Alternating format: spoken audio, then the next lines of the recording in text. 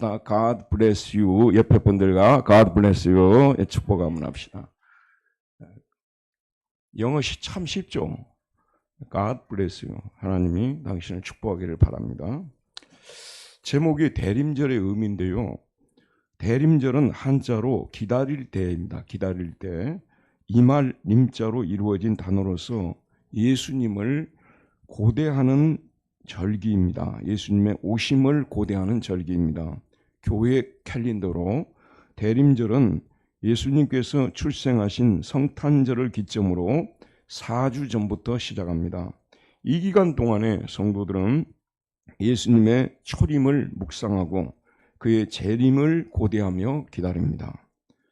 자, 대림절은 언제부터 시작되었을까요? 여러 학설이 있을 수 있습니다만 오늘 본문 누가복음 1장 26절에서 38절에서 시작되었다고 생각합니다. 오늘 말씀 1장 29절을 보게 되면 여섯째 달에 천사 가브리엘은 기쁜 소식을 전하는 천사죠. 하나님의 보내심을 받아 갈릴리 나사렛 동네에 가서, 여기 여섯째 달은요, 세례 요한의 어머니 엘리사벳이 요한을 임신한 지 6번째 되는 달입니다. 기쁜 소식을 전하는 천사 가브리엘이 하나님의 보내심을 받아 갈릴리 지방에 있는 나사렛이라는 동네에 갑니다. 다윗의 자손 요셉이라 하는 사람과 약혼한 처녀에게 이르니, 그 다음에 어디로 갔는지가 나오죠. 요셉 가정으로 갑니다. 지금 약혼만 한 상태고 결혼은 하지 않은 상태죠. 그래서 처녀입니다. 그 처녀의 이름은 누구라고요? 마리아. 다윗의 자손 요셉이라는 사람과 약혼한 처녀 마리아에게로 갑니다. 그녀에게로 들어가서 인사를 합니다. 18절에 보면 그에게 들어가 이르되 은혜를 받은 자여 평안할지어다.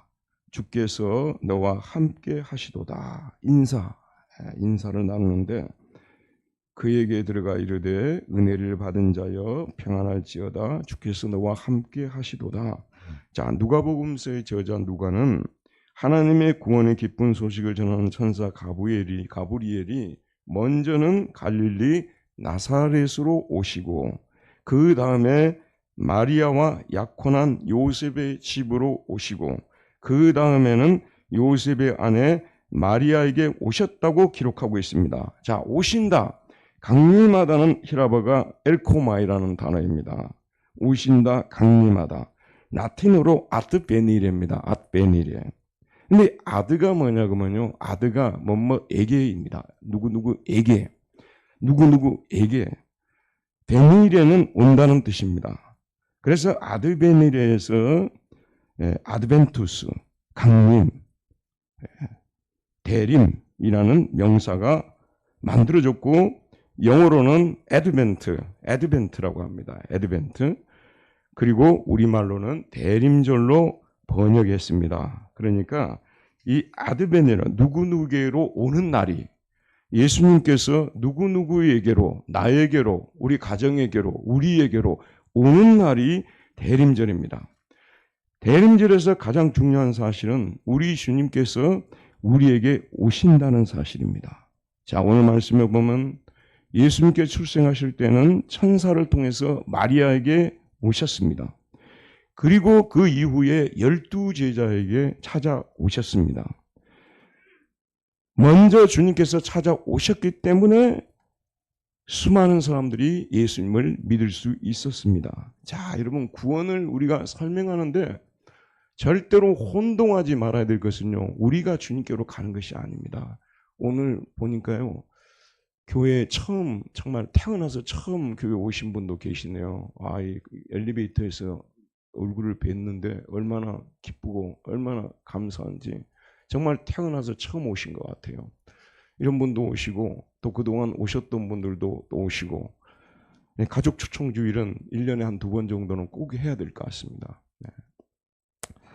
자, 그래서 먼저 마리아에게 오셨고, 그 다음에 12제자들 보세요.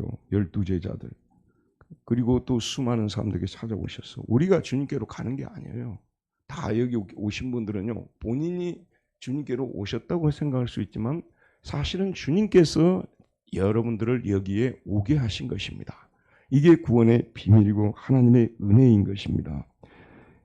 주님께서 먼저 오셨기 때문에 우리가 주님의 사람들이 되었고 교회를 이루게 되었고 교회 안에 함께 모여 있는 것입니다.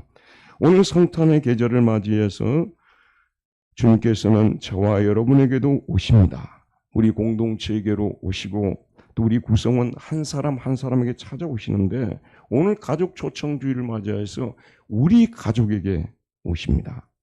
저는요, 사람들이 아름다움에 대해서 많이 논하잖아요.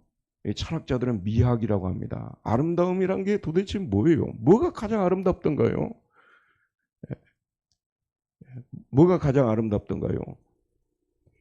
저는 가족들이 한 상에 둘러서 함께 기도하고 찬양하고 먹고 마실 때가 가장 아름답지 않는가? 저희 교회도 하나님이 좀 복을 주셔서 우리 교회를 좀 크게 만들어 주셔서 식사를 할 때 큰 식탁 있잖아요. 가족 교인 전체가 앉을 수 있는 둥근 식탁. 여기에 전부 둥그렇게 앉아서 교제했으면 좋겠어요. 끝나고 나면요, 다 흩어져 가지고 여기저기 앉아서 교회하니까 이게 가족의 모습이 아니야, 이게는. 그래서 이게 좋을 때는 교회는 가족이 되고요, 안 좋을 때는 주식회사가 되는 거예요. 투자하고 자기 이익만 챙겨가는 그 주식회사가 되는 거 아니에요?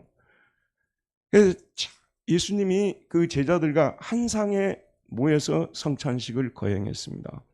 여러분, 예전에 우리 가족들이 식사할 때도요, 한 식탁에 딱 둘러가지고 식사를 합니다. 제가 외국에서 목회할 때는요, 새벽에 새벽 기도를 드리는데 대부분이 학생들이었어요. 그러니까 이분들은 예배 드리고 새벽 기도 드리고 바로 학교로 가야 되니까 식탁을 우리 집에서 다 준비를 했는데 많게는 20명도 오고요, 적게는 10명도 오고. 근데 이게 식탁이 이렇게 둥그런 식탁이 하나였어요. 물론 옆에 이제 또 보조 식탁이 있었습니다만, 그러니까 항상 둥그런 식탁에서 같이 밥을 먹고 같이 또 얘기를 나누고 교제하다가 학교로 가고. 그래서 제가 그때 외국에서 목회할 때 참 좋은 그래도 평판을 제가 받았어요. 우리 교회 성도들은 교회하고 학교하고 도서관밖에 모른다. 그 동네 소문이, 그 시의 소문이 다 났어요. 아니라면 가서 한번 물어보세요. 저는 그게 참 좋은 신앙의 모습이라고 생각하고요. 우리 교회도 제가 이 설교를 준비하다 보니까 큰 상이 하나 있어야 되겠더라고요. 누가 준비할 거예요? 지금 누군가가 이 상을 좀 준비하시면 좋겠어요. 전체가 다 한번 둘러서 먹고 마신다고 생각해 보세요. 오늘날요, 여러분, 그냥 이것저것 잘해서 좋은 또 직장 얻고 돈 좀 많이 벌었으니까 성공했다고 생각하지 마세요, 여러분. 아직도 여러분 가족 속에 예수님을 믿지 않는 가족이 있다면 아직 성공한 것이 아닙니다. 온전하게 성공한 것이 아닙니다. 그들을 위해서 더 많이 기도해야 되고요, 함께 모여서, 예를 들면 연말이 되고 연초가 되면 가족들이 함께 모여가지고 함께 아버지가 예배를 인도하고 어머니가 예배를 인도하고 함께 기도하고 함께 찬송하고, 얼마나 아름다운 모습입니다. 여기가 될 때까지 여러분에게는 온전히 하나님 나라가 임한 게 아니에요. 절반만 임한 것입니다. 나만 구원받았으면요, 절반만 임한 것입니다. 그래서 저와 여러분, 우리 모든 가족에게도 우리 주님께서 오시기를 기도합시다. 그리고 나에게도 오시고. 자, 그런데 오늘 이 말씀을 보면서 어떠한 사람들에게 주님께서 오셨는가, 어떤 사람들에게 오셨는가 매우 중요합니다. 하나님께로부터 보냄을 받은 가브리엘 천사는 예수님의 탄생 소식을 어떤 사람에게 전하죠? 당시 유대 나라에는, 여러분이 여기 처음 오신 분들도 계시니까요, 제가 한번 물어볼게요. 세계에서 그 노벨상을 가장 많이 탄 민족이 어디입니까? 어느 민족입니까? 세계에서 노벨상을 가장 많이 탄 민족이 어느 민족이에요? 유대인들 아닙니까? 유대인들이 가장 많이, 독일 사람들도 그 노벨상, 미국 사람들도 많이 타는데요, 대부분 유대계가 많습니다. 그 정도로 혈통이 유대인으로 태어난 사람이 대단한 사람들인데, 유대인 중에 성공한 사람들은 대제사장이 됩니다. 또 제사장들이 되고요, 그 다음에 또 서기관들이 됩니다. 이 사람 서기관은 성경학자입니다. 율법을 연구하는 학자. 이 사람들이 유대사에서 가장 성공한 엘리트들입니다. 또 율법을 가장 엄하게 지키는 바리새인들이 있었고요, 그 다음에 그리스라든지 아테네라든지 로마로 유학을 한 후에 국회의원이 되어서 사내들인 국회에서 국회의원으로 활동하고 있는 사두개인들이 있었습니다. 자, 이런 사람들에게 예수님께서 오셔야 되지 않겠어요? 많은 사람들이 그 시대에 메시아가 오신다면 이런 분들에게 오셔야 된다고 생각했을 것입니다. 그런데 오늘 말씀을 보십시오. 여기 등장하는 요셉과 마리아는 갈릴리 출신이었습니다. 갈릴리. 혹시 여러분 함경도 가보신 적이 있으십니까? 사실 평양은요, 좀 잘 사는 집들은 여러분 탈북하신 분들이 와서 증언하는 얘기들을 들어보게 되면요, 평양 시내 간부들은요, 집에 가면 거의 다 외제라고 하잖아요. 가구가 거의 다 외제라고 합니다. 틀린 말이 아니에요. 그런데 함경도를 한번 생각해 보시기 바랍니다. 함경도. 그야말로 소외된 지역이고 낙후된 지역 아니겠습니까? 바로 이스라엘 그 갈릴리 땅은요, 바로 그런 땅입니다. 함경도와 같은 땅이고요. 예전에 아시리아라든지 또는 바벨론이라든지 이런 나라들이 포로를 잡아갈 때 가장 미천한 자들만 거기 남겨두고요. 똑똑한 사람들은 다 잡아갔어요. 가장 미천한 사람들. 게다가 또 갈 데 없는 애국인들을 걸로 또 이주를 시킵니다. 그래서 그 사람들이 섞이고, 그래서 갈릴리 지역은 이방의 갈릴리라는 별명을 갖게 되었어요. 이게 이방 나라나 다를 바가 없이 깨끗하지 못한 사람들이, 떨어진 사람들이 사는 지역이라고 하는 그 지역에 예수님께서 찾아오셨다는 것이 너무나도 중요한 사실인 것입니다. 게다가 요셉의 가족은 갈릴리의 작은 마을인 나사렛에서 살았고요. 그리고 나사렛에서도 당시에 가장 천한 직업이 목수입니다. 목수. 가장 천한 직업이, 지금은 그렇지 않죠. 그 시대에 가장 천한 직업, 목수, 세리, 그 다음에 어부, 이런 직업 중에 하나가 이 요셉의 가족의 직업이었습니다. 그런데 오늘 온 세상이 크게 기뻐하실 구주의 탄생의 소식을 전하는 천사는 다른 지역 사람들이 아니라 갈릴리 지역 사람들에게, 다른 가족들이 아닌 요셉의 가족에게, 그리고 본인 자신은 계집종이라고 말할 정도로 비천한 여자 마리아에게 오셨다는 것이 얼마나 위로가 되는지 모릅니다. 대림절을 보내고 있는 지금도 주님은 오시는데 어떤 사람들이 오실까요? 참 예상을 뛰어넘게 오실 것입니다. 여기 앉아있는 목사, 그 다음에 장로님들, 교회 열심히 다닌 분들 모두가 그렇게 생각할지 모르겠죠. 이런 사람들이 올 거라고요. 그러나 예상을 뛰었고요, 교회 한 번도 나오지 않았다가 오늘 처음 나오신 분에게 우리 주님이 오실 수 있습니다. 교회 생활을 나는 하긴 했는데 어쩌다만 교회 다니고, 그러니까 참 내가 그러니까 더 또 미안해서 못 가겠고, 그래서 교회를 한동안 쉬고 계셨던 이런 분들에게 주님이 찾아오신다는 거예요. 우리 예상을 완전히 뒤엎고 찾아오실 수 있다는 것입니다.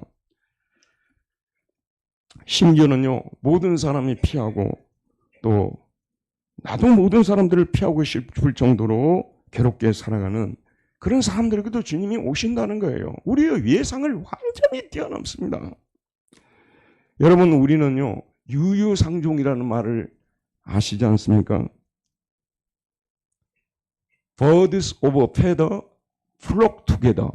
종합영어 앞부분에 나옵니다. 성문 종합영어. 제가 영어를 이렇게 잘합니다. 같은 깃털을 가진 사람이요, 같은 사람들이 함께 모이는 거예요. 유유상종. 사람들은요, 겉으로는 표를 안 내지만 누구에게로 온다 간다 했을 때요, 교제를 말하지 않겠습니까? 그런데요, 자기보다 조금 더 나은 사람에게 가려고 합니다. 저 자신은 부인할 수 없는 사실이고요. 여기 앉아 계신 분들 대부분 그렇습니다. 아니면 나하고 비슷한 수준이라 딱 봐가지고요, 외모라든지 스펙이라는 걸 딱 살펴봤고 나보다 좀 못한다고 생각하면 일단 안 가려고 합니다. 가려고 하시는 분들은 의인들입니다. 옆에 분들 바라보면서 당신이 의인 같습니다 한번 인사 나눠봅시다. 당신이 의인 같습니다. 당신이 의인 같아요, 여러분. 그런 사람이 누가 있겠어요? 정말 드뭅니다, 여러분. 그런 사람요. 그런데 하나님은 어떤 분이신가 정확히 알고 예수 믿어야 돼요, 여러분. 대충 예수 믿는 것은 의미가 없습니다. 그건 자기 혼자 자기 마음을 달래는 것일 뿐이지 정확하게 알고 예수를 믿어야 됩니다. 하나님은 우리의 생각과는 완전히 정반대로 행동하십니다. 사람들이 아무도 가지 않는 곳에 가시는 분이시고요. 아무도 구원할 의지가 없는 사람들을 구원해 주시는 분이시고요. 죄인들에게 찾아가고 낮고 천한 사람들에게 찾아가고요. 많은 분들이요, 예수님 말씀 끝까지 내가 맘만 먹으면 실천할 수 있다고 생각해요. 그러면 여러분 태어나서 문둥 환자 한 번이라도 찾아가서 손이라도 한번 잡아본 적이 있습니까? 안아본 적이 있습니까? 우리는 대부분이 예수님 말씀대로 살고 있지 않다는 것을 시인해야 되는 거예요. 정말 우리가 예수님 말씀대로 살고 있습니까? 과연 그렇습니까, 여러분? 가난한 자들을 위한다고요? 여러분 재산을 팔아 가난한 자들 줘본 적이 있습니까? 정말로 저는 하지 말자는 얘기가 정말로 주님의 발자취를 따르려고 할 때는요, 이 세상 편하게 살 수가 없습니다. 많은 자기 것을 손해를 봐야 됩니다. 욕도 얻어먹어야 됩니다. 하나님의 사랑은 물이 높은 곳에서 낮은 곳으로 흐르듯이 낮고 천한 사람들에게로 흐른다는 것을, 그래서 정말 나 같은 사람에게도 예수님은 정말 오실 수 있을까? 나도 예수님을 만나고 싶은데 진짜로 오셨으면 좋겠는데, 그런 사람들에게 오늘 또 우리 주님께서는 오실 것입니다. 대림의 기쁨을 주실 것입니다.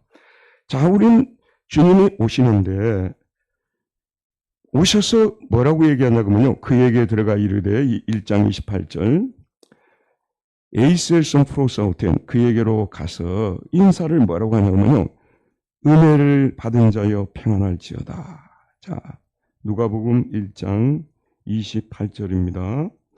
그에게 들어가 이르되 은혜를 받은 자여 평안할지어다. 이 원문에서는 하이레, 기뻐하라, 명령형으로 됐어요. 너는 기뻐하라. 우리말로 평안할지어다라고 번역이 되는데요, 너는 기뻐하라. 누구에게요? 마리아에게 천사가 너는 기뻐하라 이렇게 인사를 나눕니다. 왜냐하면 헤카리토메라고 하는데 카리토의 과거 완료 수동 분사로서, 왜냐하면 너는 은혜를 받은 여자이기 때문이다. 너는 하나님께 은혜를 받은 여자이기 때문에. 그런데 여기서 과거 완료형을 쓰고 있다는 것이 매우 중요해요, 여러분. 마리아가 은혜를 받는 시점이 언제냐 그러면요, 과거의 어느 시점에, 과거의 어느 시점. 거슬러 올라가서 어디까지 거슬러 올라가냐? 하늘에까지, 영원까지 거슬려서 그때부터 은혜를 입은 여자라는 뜻이에요. 여러분, 우리가요, 은혜를 받았다는 말을 쓰잖아요. 내가 요즘 은혜를 받고 있다. 은혜를 받았다는 건 뭐냐면요, 자기에게 하나님의 은혜로 일어난 일을 비로소 내가 알기 시작했다는 그런 뜻이에요. 처음에는 내가 하나님께 가서 구원받은 줄 알았어요. 근데 나중에 생각해 보니까 하나님이 자기에게로 오셔서 구원시켜 준 거예요. 그러면 언제부터 하나님이 나를 사랑하셨을까? 거슬러 올라가 보니까 영원전까지, 하늘에까지 올라가더라는 것입니다. 사실 하나님은 예수님을 왜 이 세상에 보냈냐면요, 자신이 영원전부터 알던 사람들을 구원해 주시기 위해서 오신 것입니다. 구원은 남녀노소, 민족과 종족국 차별 없이 모든 사람을 찾아가십니다. 그러나 하나님께서 그 모든 사람들 중에서도 하나님이 영원전부터 알았던 사람들, 자녀로 선택하신 자기 백성들, 모든 사람이 다 교회 나올 것 같죠? 100번, 1000번, 10,000번을 전도해도 안 나올 사람은 안 나와요.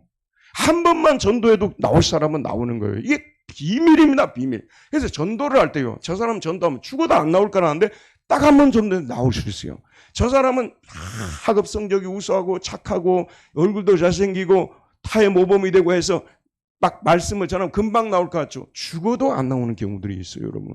그러니까 구원은 하나님이 이미 알았던 사람들을 찾는 과정입니다.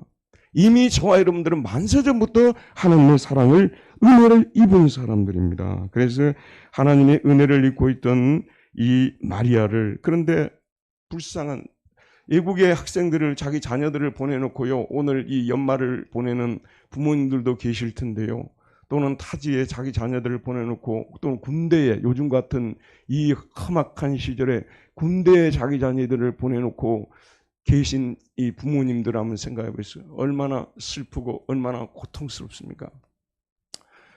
큰 변이 일어나지 않아서 그렇지 이번에도 군인들도 죽을 수 있었고 국회의원도 죽을 수 있었고 국민들도 죽을 수 있었고 이럴 때는 국민투표로 결정해야 되지 왜 국회의원들끼리 모여서 결정해요? 그거 불만이에요. 정말 국민의 뜻이 어디 있는가 국민들한테 물어봐야 되잖아요. 여러분 이건 지나간 일이긴 합니다만은 정말 그 군인들 속에 자기 가족이 자녀가 거기 있었다고 한번 생각을 해보시라니까 여러분. 이게 보통 일인가. 그래서 저는 그 생각을 해봤어요. 하나님께서 만세전부터 사랑했던 자기 백성들이 마리아와 같은 요셉과 같은 자기 백성들이 이 땅에서 얼마나 많은 고통을 당하고 있을까 생각하실 때 우리 하나님께서는 눈물이 났을 것입니다. 빨리 내 아들을 보내서라도 저희들의 죄를 저들의 죄가 용서받게 해서 하나라로 데려와야 되겠다. 그런 생각을 가지고 하나님께서 이 땅에 예수님을 보내신 것이고 오늘 그 소식을 천사가 알리는 것입니다. 기뻐하라. 네가 은혜를 받은 자이기 때문이다. 네가 은혜를 받은 자이기 때문이다. 그녀가 은혜를 받은 자이면 어떻게 증명할 수 있습니까? 마리아는 속으로 물었을 것입니다. 그러자 천사가 그녀에게 말합니다. 뭐라고 합니까? 28절에 주께서 너와 함께 계시도다. 호 큐리오스 메타수입니다. 그 주님께서 그 주님께서 메타수 with you 너와 함께 계신다. 여기서 이 큐리오스는 바로 메시아이신 예수님을 말합니다.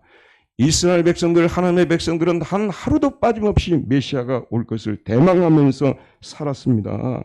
그 메시아가 오시면 자기 백성들을 건져주시고 자기도 건져줄 것이라는 이스라엘의 위로 되신 메시아를 기다리고 살았는데 오늘 가브리엘 천사가 엄청난 얘기를 하는 거예요. 그 주님께서 이스라엘이 그토록 기다리던 그 주님께서 바로 지금 너와 함께 계신다. 저는 상상을 한번 해봤어요. 여러분 마리아가 생물학적으로 예수님을 출생한 것이 아니죠. 예수님은 성령으로 잉태된 하나님의 아들이시죠. 구체적으로 언제 수태가 됐을까요? 일단 아이가 속에 생긴 거 아니에요. 아이가 생겼으면 태어난 시점이 있을 거 아닙니까? 초자연적인 능력으로 생겼다 하더라도 분명히 아이는 생긴 거잖아요. 언제 생겼을까요? 뒷부분 찾아봐도 없어요. 저는 주께서 너와 함께 계시도다 이 말을 하는 순간에 마리아가 수태되었다고 생각합니다.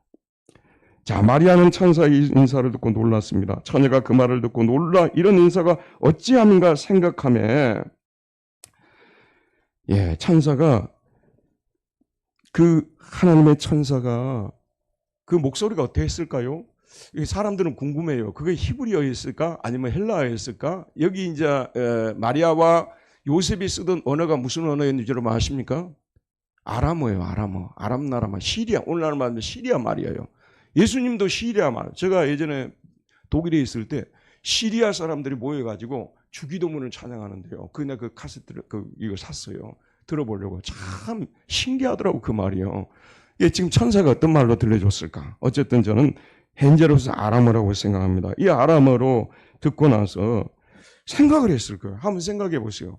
이런 어마어마한 천사가 이걸 말하자면 신탁을 주는 거 아니에요? 신탁을 주시는데 이걸 아니 대제사장에게 몰래 줘야 되잖아요. 아니면 그 당시 종교의 엘리트들에게 줘야 되는데 정말로 어느 누구도 심지어는 예전에 우리 그 서민들 중에서 이름이 개똥이 또 예전에 우리 교수님 이름이 길렛이에요. 길렛. 아주 독일어도 잘하고 그 대학교 다닐 때 이름이 길렛인데 자신은 길에서 났다고 해서 어머니가 길렛이라고 지어줬다는 거예요.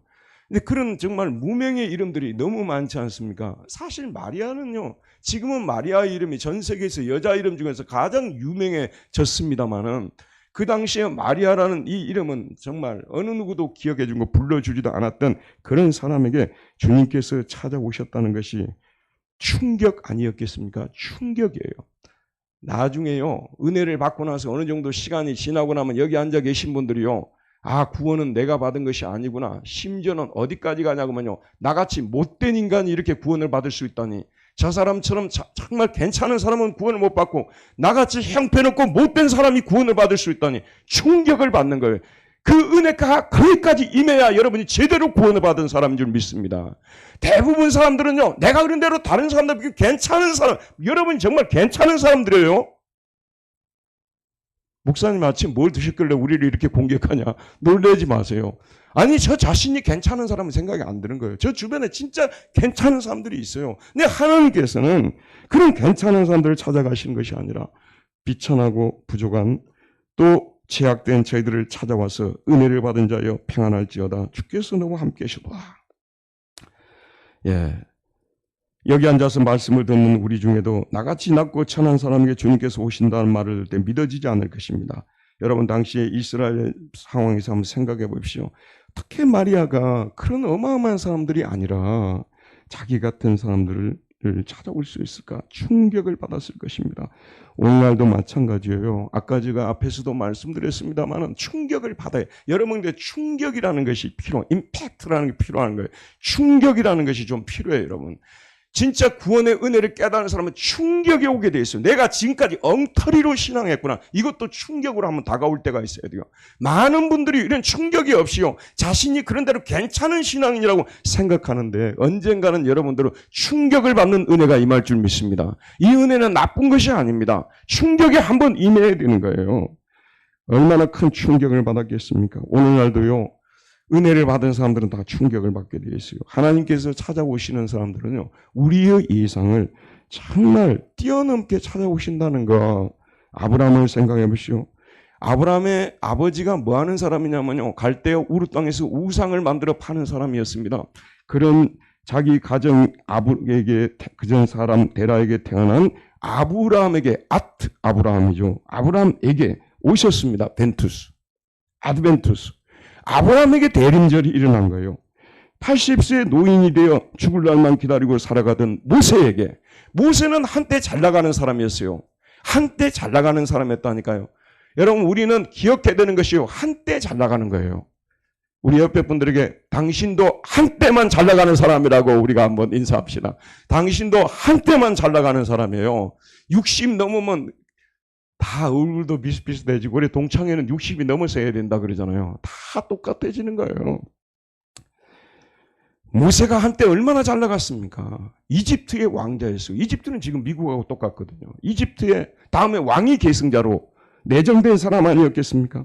그런데 히브리 사람들을 도와주려다가 쫓겨나가지고 망명자로서 광야에서 40년을 살고 80세가 되어서 죽을 날만 기다리고 있던 모세에게, 모세죠, 오셨습니다. 벤투스. 모세에게 대림절이 일어난 것입니다. 아버지의 양을 치고 죽을 때까지 양치는 목동으로 살아가야 한다고 생각했던 다윗에게, 혹시 여러분 TV 같은 데 보면 그 산 위에서 양을 치는 그 목동들이 보일 겁니다. 한 번이라도 내가 저 사람하고 만나서 커피라도 할까 생각해 보신 적이 있습니까, 여러분? 그런 생각 해본 적이 있습니까? 정말 무명으로 살다가 죽을 사람들 아니에요? 그런 다윗이 그런 사람이었어요. 영어로 다비드라고 하죠. 다비드에게 벤투스 오셨습니다. 그리고 목수의 아내로 살다가 죽을 마리아에게 마리암 오셨습니다. 벤투스.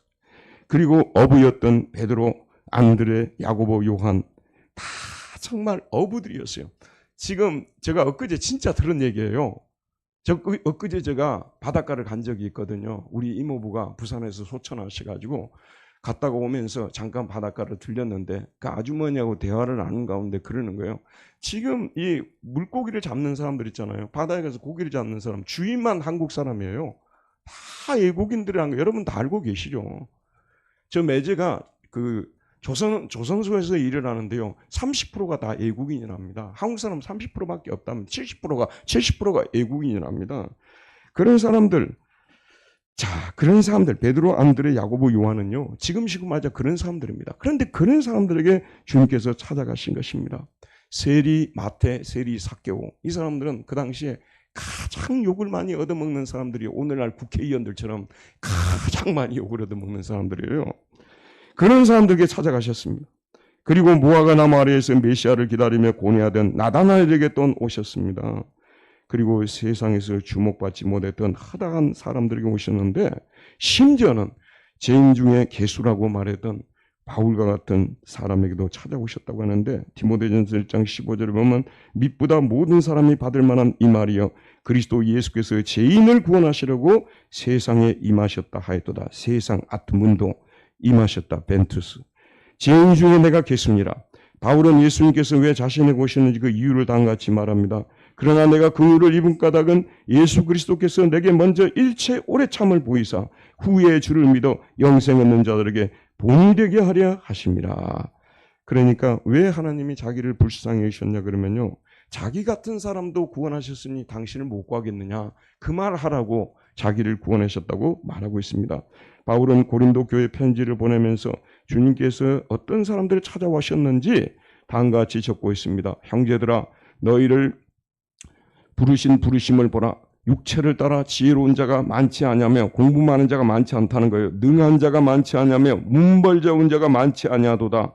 그러나 하나님께서 세상에 미련한 것들을 택하사 지혜 있는 자들을 부끄럽게 하시고 세상에 약한 것들을 택하사 강한 것들을 부끄럽게 하려 하시며 정말 고린도는 그 당시에요. 말하자면 대학이 있는 도시 아니었어요. 아테네라든지 고린도라든지 여러분 여기가 어디입니까? 그리스 아닙니까? 당시는 그리스 학문이 최고였잖아요.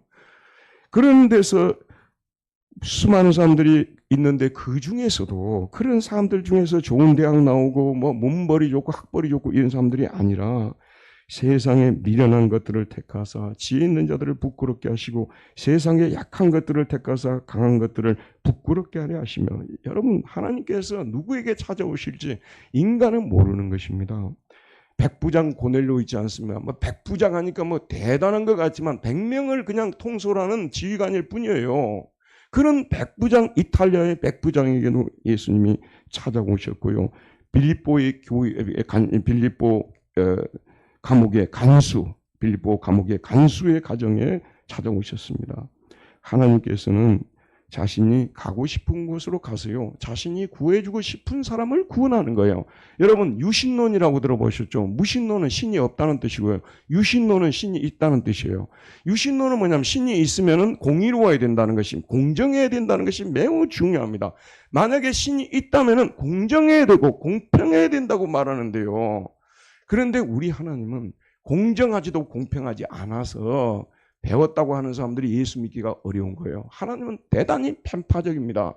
그리고 일반 사람들이 추론을 할 수 없게끔 행동을 하셔요. 한번 생각해 보세요, 여러분.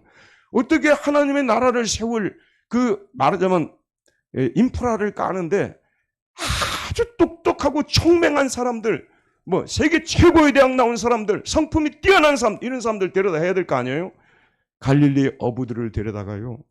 낮고 천하고 미천한 사람들을 찾아가서 그들과 교제하고 그들을 하나님 백성으로 만들고 그들에게 능력을 주어서 하나님의 나라를 세워가시는 이 하나님의 행동에 대해서 여러분 누가 감히 생각이라도 할 수 있겠습니까? 그러나 하나님은 그런 분이십니다. 지금 돌이켜보면요. 저희 마을은 마을 간증을 해서 죄송합니다마는 전라남도 남해 건너편에 있는 그 섬진강이 최하류 밑에 그 마을이에요. 그런데 거기가 그래도 잘 사는 마을이었습니다. 왜 잘 살았냐 그러면요.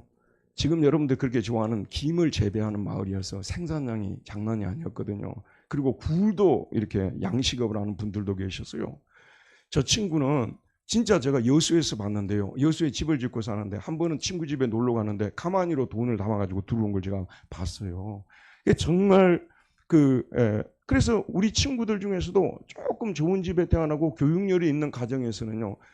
광주로 가고 순천으로 가고 그래서 그 초등학교 끝까지 6학년까지 졸업한 애들은요. 진짜 어디 갈 데도 없는 버림받은 사람들이에요. 버림받은 사람들. 그러니까 버림받은 사람들. 저도 그래 중고등학교 다니고 여수 호남 정유나 들어갈까 버림받은 인생을 살았고요. 그리고 대학을 가려고 해도 돈도 없고 방황하던 시절도 겪었습니다. 그런데 여름이 지나고 가을이 딱 들어서는데 그때 찬바람이 다 느껴지는데 이 하나님의 부르심은 놀랍더라고요. 정체 없이 방황하던 사람에게 찾아오시는데요. 은혜를 주시기 시작하는데 은혜가 임했다는 것이 무엇을 의미하는 줄 아십니까? 없던 눈물이 생산이 되기 시작해요. 은혜 받기 전에는 아무리 울려고 해도 그래서 오늘 현대인들이 겪는 고통이 뭔지 아세요? 아무리 울려고 해도 울어지지 않는다는 거예요. 아무리 울려고 해도 울어지지 않는다는 거예요. 은혜가 임할 때가 되게 되면 울지 않으려고 해도 날마다 눈물이 나오는데, 저는 적어도 한 달 정도는 교회에서 눈물을 흘렸을 것입니다. 쉼 없이 흘러내리는. 그때 불렀던, 그 당시 이제 그 지나고 또 대학에 들어가서 할 때 복음송이라는 것이 들어오게 되는데, 우리는 복음송을 많이 불렀거든요. 근데 그 복음송 중에서 제가 참 많이 불렀고, 또 우리 마을하고 비슷한 그 배경을 깔고 있기 때문에 굉장히 좋아했던 복음송이 있어서 여러분 오늘 한번 들려드리도록 하겠습니다. 바로 그 가수입니다. 그 가수 이름은 채미입니다. 채미라는 가수, 이 불렀던 물가로 나오라는 찬양인데, 아시는 분들 따라서 부르면 좋겠습니다. 저와 여러분 모두에게 우리 주님께서 찾아오셨으면 좋겠습니다. 주님께서 찾아오실 때는 항상 두 가지 선물을 들고 오십니다. 먼저는 심판이라는 선물이에요. 여러분, 연말이 되면 누가 나에게 온다고 그러면요, 빚이 많은 사람이면 안 왔으면 좋겠죠. 빚이 많은 사람이면, 범죄를 했으면 오기를 바랄까요? 안 오기를 바라겠죠. 그런데 우리 주님께서 한 손으로는 심판의 선물, 또 한 손은 구원의 선물을 들고 오십니다. 누군가가 나에게 온다고 연락이 왔어요. 근데 제가 그분에게 아무리 생각해봐도 나쁜 짓을 한 것 같지도 않고, 또 빌린 돈도 없고, 근데 나에게 찾아온다고 해서 잔뜩 긴장하고 있는데, 아니 찾아오더니 전혀 생각하지 않았던 그런 선물을 나에게 나누어 준다고 생각해 보시기 바랍니다. 여러분, 우리 주님께서는요, 분명히 다시 오십니다. 그래서 대림절은 다시 오시는 주님을 바라는데, 다시 오실 때, 자 여러분 손을 전부 이렇게 들어봅시다. 내가 수업 시간에 애들한테 자정돼 손을 두 손 들어보세요. 한 손에는 심판이고 한 손에는 은혜입니다. 자, 이제 내려도 됩니다. 한 손은 뭐라고요? 심판이고 한 손은 은혜입니다. 이 심판의 손으로는 자칭 의인이라고 생각하고요, 하나님의 뜻과는 상관없이 사는 사람들, 사람은 속일 수도 있어도 하나님은 속일 수 없습니다. 그런 사람들을 심판하기 위해서 하나님이 심판의 칼을 들고 오는 거예요. 한편으로는 나 같은 사람이 어떻게 구원을 받겠습니까? 내가 받은 은혜에 비하면, 내가 지금까지 주님을 섬겼던 것 정말 아무것도 아닌데, 은혜를 받으면요, 자기가 주님을 위해서 했던 것은 생각도 안 나요. 은혜를 못 받으면요, 내가 우리 교회를 위해서 한 것이 얼만데, 내가 어떻게 섬겼는데, 이것만 생각나는 거예요. 은혜를 받으면 내가 그 어마어마한 죄를 탕감받은 내가 주의 교회를 위해서 몇 가지 했다고 해서 그것을 그렇게 내세우면 하겠냐고 말은 다 잊어버리는 거예요. 그러니까 못한 것만 생각하는 사람들이 의인입니다. 의인은 자기가 못한 것만 생각나는 사람들이고, 악인은 자기가 잘한 것만 생각나는 사람들. 여러분, 예수님 당시에 예수님이 모든 사람을 다 사랑했습니까? 천만의 말씀. 대제사장들, 바리새인들, 사두개인들, 자기를 의롭다고 하는 사람들은요, 예수님이 그냥 만나고 싶지도 않았어. 그냥 식사도 안 하려고 했어요. 세리와 같이 자기 자신을 죄인으로 여기고 얼굴을 들지 못하고 나 같은 사람이 어떻게 구원을 받을 수 있을까? 저는요, 신앙이 성숙의 유무는 태도라고 생각합니다. 자기 자신에 대한 판단과 태도가 이 사람의 신앙이 좋은 거냐 안 좋은가를 알 수 있는 거예요. 업적을 가지고 놀아지 마세요. 업적은 돈 있으면 다 세울 수 있는 겁니다, 여러분. 업적을 가지고 놀아지 마세요. 태도를 가지고 놀아야 됩니다. 주님에 대해서는 어떤 태도를 가지는가, 사람에 대해서는 어떤 태도를 가지는가. 목회자들이요, 정말 고마울 때가 언제냐 그러면, 세상적으로 볼 때 저 사람은 나보다 공부도 많이 하고 잘나고 여러 가지로 훌륭하신 분인데, 목회자가 뭐라고, 우리 전도사님들 나이도 적고요, 전도사님, 나는 이런 분들은요 대단한 인격자들이라고 생각합니다. 대단한 인격자들. 요즘 전도사님 이런 분들은 교회에 그냥 일꾼으로 생각하는 교회들도 있어요. 싸그리 무시하고요, 나이도 적은 게 네가 뭘 알아, 이런단 말이에요. 그런데 진정한 인격의 성숙자들, 신앙의 성숙자들은요, 그런 사람들을 하더라도 하나님이 보낸 종들이라고 생각하고 태도의 면에서 겸손하게 대하고요, 이거 아니겠습니까? 나는 이거 너무나도 중요해. 나는 우리 분당도래 교회에 결국은 남는 것은 사람이지, 이 분당도래 교회 남겨놓을 것이 뭐겠어요? 지하에 있는 건물로 이걸 남겨놔서 뭐 하겠습니까, 여러분? 사람이 남는 거예요. 근데 어느 교회 다녔나? 분당도래 교회 다녔다. 너의 태도를 내가 보면 너를 판정하며, 그래서 그 태도를 보니까 너 그 교회에 제대로 된 게 맞다. 여러분 다시 한번 신앙 똑바로 합시다. 여러분, 신앙은 태도입니다. 이건 태도. 사람을 어떤 태도로 대하느냐, 어떻게 대하느냐, 이거 아니겠어요. 그래서 이런 사람들은 하나님이 구원의 선물을 주시는 것입니다. 은혜를 받은 자여 이런 사람들에게 평안할지어다. 주께서 너와 함께 하시도다. 이렇게 인사를 나누는 것입니다. 마지막으로 마치면서 아까 제가 설교 중에도 말씀을 드렸는데요. 가장 아름다운 것이 세상에 뭘까? 저는 가족이라고 생각합니다. 가족이고요. 가정이 한 상에 둘러앉아 우리 집 그 찬양 가사도 있지 않습니까? 여기가 바로 천국이라고. 가족들이 예수를 믿고 함께 교제하고요. 이 순간보다 이렇게 행복한 순간은 없는 것입니다. 이거는 절대 자랑이 아니니까 자랑으로 여기지 마시고요. 우리 모두가 지향해야 되기 때문에 제가 말씀드리는데, 독일에 가면 제가 1년에 한 번씩 우리 자녀들을 만납니다. 이제 손주도 2명이 딸려가지고 식구가 한 군데 모여가지고 예배드리고 하나님에 대해서 얘기를 하고 함께 또 찬양도 하고, 하나님이 우리 가정을 이렇게 이루어 주셨다는 것이 너무나도 감사해요. 난 그 이상의 소원이 없습니다. 좋은 직장 가졌다고요? 언젠가는 옷 벗을 거 아니에요? 돈 많다고 해요? 없어질 때도 있어요. 그게 자랑이 돼서는 안 됩니다. 진짜 여러분이 자랑하려면 우리 가족이 이렇게 하나님을 믿는 가족으로 모두가 구원받아 하나님께 예배드리고 있습니다. 이런 가정이 되도록 아직 되시지 않은 분들은요, 저희 가족처럼 제가 간절히 기도하거든요. 여러분, 우리 가족들 아직 교회 나오지 않은 분들 절대 죄인 취급해서도 안 되고요. 왜냐면 아직 은혜의 때가 임하지 않았으니까 못 나오는 거 아니겠어요? 불쌍히 여기고, 그들을 불쌍히 여기고 정말 그들도 다시 교회 나올 때까지 작정해서 내가 기도해야 되겠다. 그래서 우리 가족 모두가 함께 모여서 하나님을 섬기는 그날이 왔으면 좋겠다. 기도하시는 저와 여러분 되시기를 바랍니다. 은혜로우신 하나님, 오늘도 생명의 말씀을 보내주셔서 또 우리 주님께서 어떠한 사람을 찾아오시는지, 또 우리 주님이 찾아오시는 그 자체가 우리에게는 구원이라는 것을 다시 한번 깨우쳐 주었사오니, 오늘 가족 초청주의를 맞이하여서 이곳에 모이는 모든 가족들 한 사람도 빠짐없이 다 교회에 나와서 예수님을 믿고 구원받는 은혜가 임하기를 기도합니다. 우리가 먼저 구원받은 것은 정말 우리가 잘나서 그들보다 더 도덕적으로 성품이 좋아서 구원을 받은 것이 아니라 그들에게 복음을 전해서 그들을 구원받도록 하기 위한 도구로 주께서 부르셨다는 사실을 깨닫고, 먼저 부름받은 자로서 아직 부름을 받지 못한 자들을 위해서 최선을 다해서 노력해서 그들도 구원할 수 있는 우리 모두가 되게 하여 주옵소서. 예수님의 이름으로 기도하였습니다. 아멘.